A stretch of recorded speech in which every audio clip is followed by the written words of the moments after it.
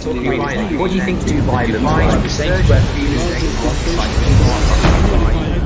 foot generating.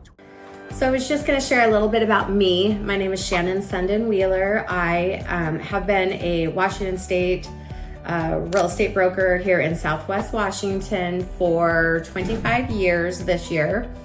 I got into real estate, left Nordstrom, was in management there, and I loved it. But I also knew I wanted to have kids, and I wanted to be there. I wanted to be at the games, and I wanted to be at the things, and I knew that probably real estate was going to be a good avenue for me. I already know my work ethic, and I work.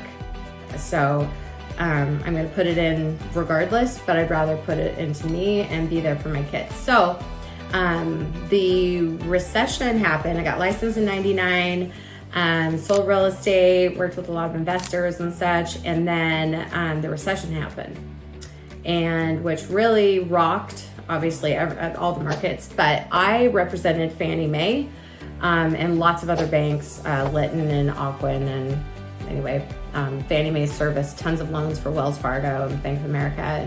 And so from basically the eviction all the way through to getting the lawns mowed and cleaning it up and trash outs, it was a crazy time for sure. My son was born on 9/11, the actual 9/11, and then I had a daughter in '08. So it was a crazy time. I had 2 little kids. And I went from about 3 houses to about 400, and I don't even know how many houses overnight. And I truly, I had to live that experience with those people and tried to do everything I could to make it as less painful as I possibly could, to humanize the situation, because they're dealing with a bank, which, is looking at paper and numbers. And I'm talking to Bob and Susie in their house who've gone through a really tough time, and there was a lot of medical things, children with medical things, and they had to choose to take care of their family and not pay their mortgage. So it was a really emotional, stressful time. It definitely got our brokerage through. It was a hard thing for me to live through, but I got so many amazing experiences during that time. I pretty much held the majority of the listings during that time. So I was on the listing side. I had all of the buyers brokers coming to me, representing all the buyers. I actually repaired, I would say, probably 95% of the inventory that I got. They just knew that, I knew what I was calling. So if I showed up to that house and it had bad LP siding and a failing roof, or mold, or, I had meth houses, I had drug busts, I had everything you could ever imagine. And I'll do lots of videos on that because I could talk for days and make books and books and books on all the things. I had people hiding in closets and jumping out of crawl spaces and everything you could ever imagine. But anyway, we got through all of that. But like the biggest thing I would say is like those relationships with those brokers, and really trying to make sure that I took care of people through that whole thing.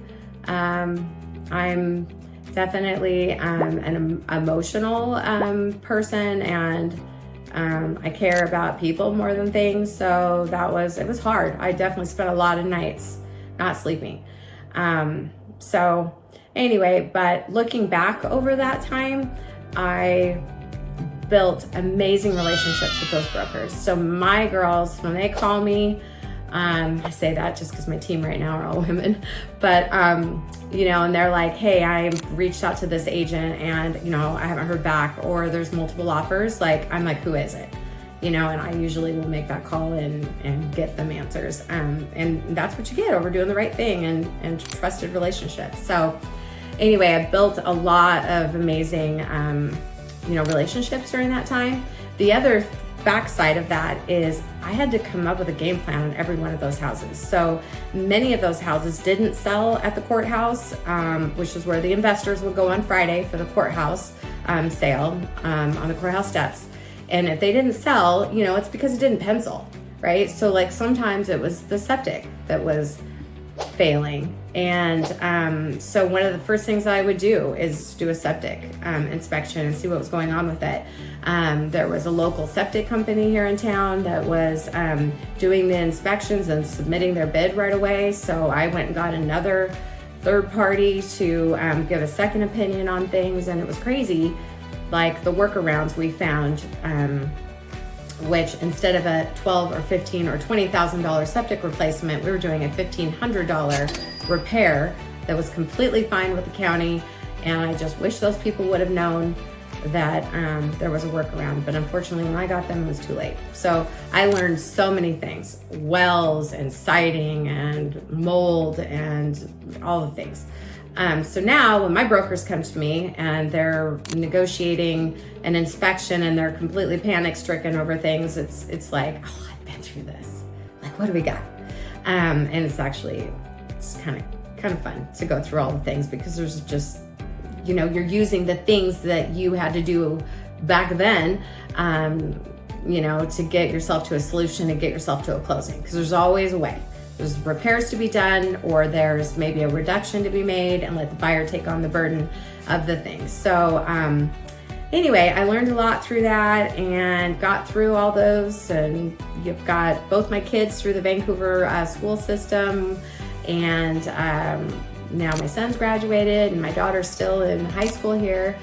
So I still have, like, you know, tons of connections through all the local things here in Vancouver, and now it's, you know, it's all selling and helping agents and, you know, appreciating all those amazing connections and all that experience through my day in and day out now.